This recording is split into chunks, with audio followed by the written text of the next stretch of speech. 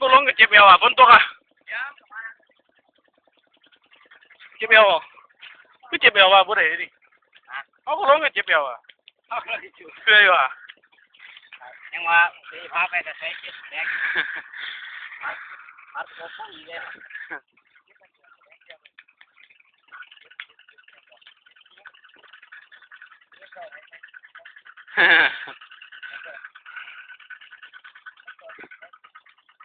เล่นนิ่มนี่ไปหรอสวดน้อย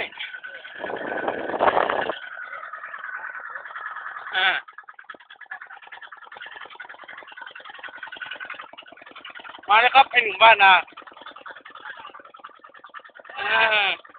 เบิ้งเนี่ยทางกัน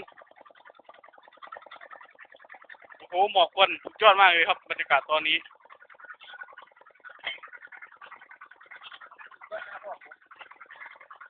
โอ้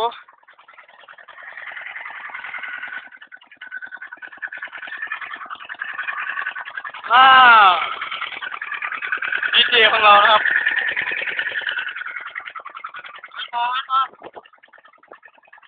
ทีมงาน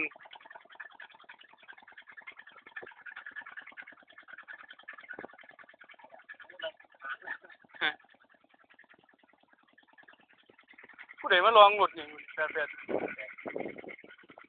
รถดำบ่